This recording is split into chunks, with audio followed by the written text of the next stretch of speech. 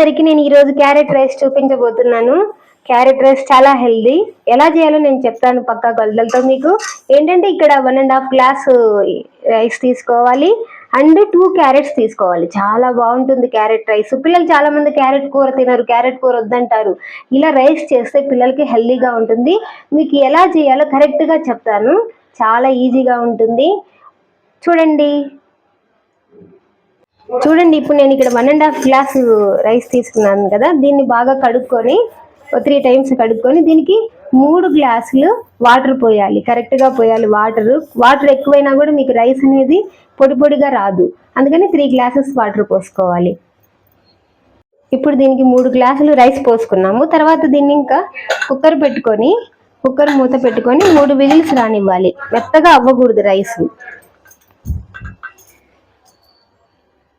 ఇలా మనం కుక్కర్ పెట్టుకున్న తర్వాత క్యారెట్ని తురుముకుందాము. ఇప్పుడు మనం ఈ 1.5 గ్లాస్కి 2 క్యారెట్లు తురుముకోవాలి. ఇలా సన్నగా చూడండి, ఇట్లా మొత్తం తురిమేసుకుంటే చాలా బాగుంటుంది. ముక్కలు కట్ చేయొద్దు. ఎప్పుడైనా క్యారెట్ తురిమితే మీకు బాగుంటుంది.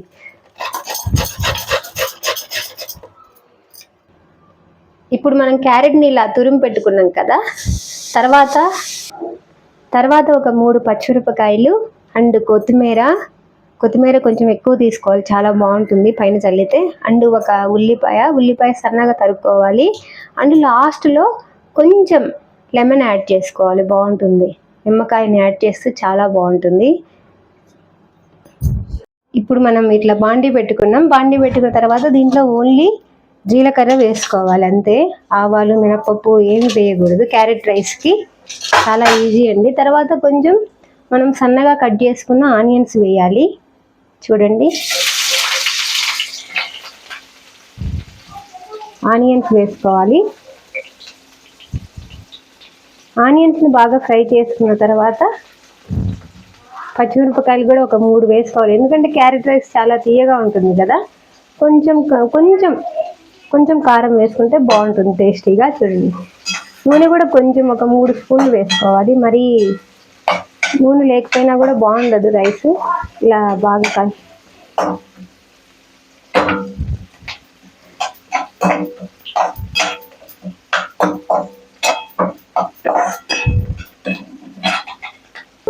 ఇప్పుడు మనం ఆనియన్స్ బాగా ఫ్రై అయ్యాయి కదా, దీంట్లో పచ్చిమిరపకాయలు యాడ్ చేసుకోవాలి.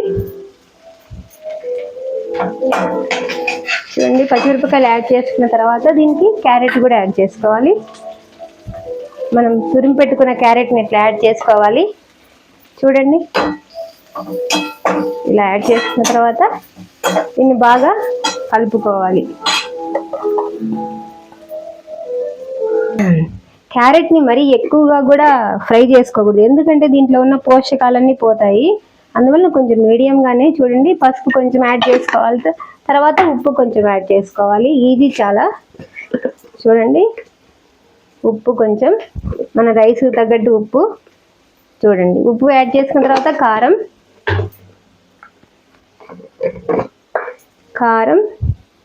కొంచెం లైట్గా కారం వేసుకోవాలి.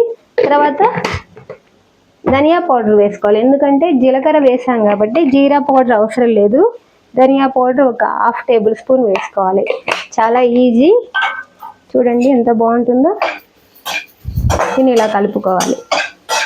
బాగా ఫ్రై అయ్యాయి.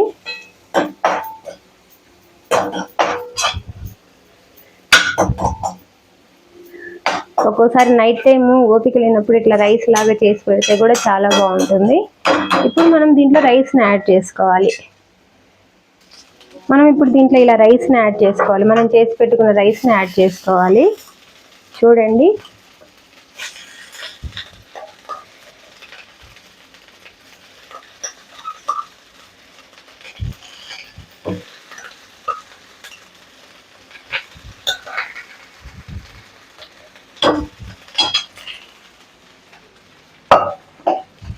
దీన్ని బాగా కలుపుకోవాలి. ఈ 1.5 గ్లాస్ రైస్ మొత్తం సరిపోయింది. దీన్ని బాగా కలుపుకోవాలి. చూడండి, ఇలా పెద్దది ఇలా తీసుకోవాలి. చిన్న వాటితో బాగా రాదండి రైస్లు. ఇలా పెద్దది చిల్లులు గరిటె తీసుకుంటే మీకు బాగా కలపడానికి ఈజీగా ఉంటుంది. రైస్ కూడా పొడి పొడిగా వస్తుంది. చూడండి, ఇలా కలుపుకోవాలి.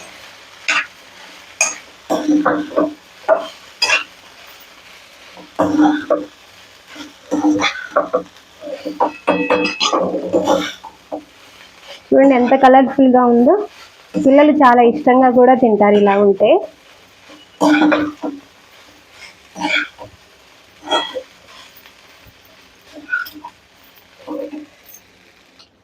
దీంట్లో కొంచెం కొత్తిమీర యాడ్ చేసుకోండి, చాలా బాగుంటుంది.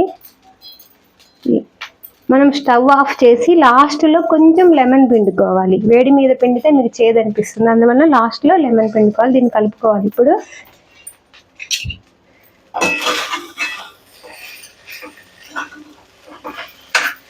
చూడండి ఎంత కలర్ఫుల్గా ఉందో.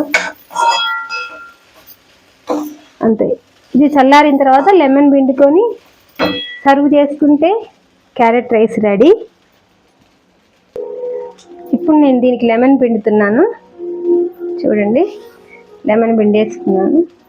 చల్లారిన తర్వాత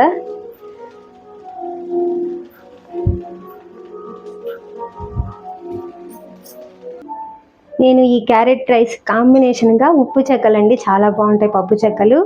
ఇట్లా వీటికి కాంబినేషన్గా ఈ పప్పు చెక్కలతో క్యారెట్ రైస్ తింటే చాలా బాగుంటుంది. మీరు కూడా ట్రై చేయండి.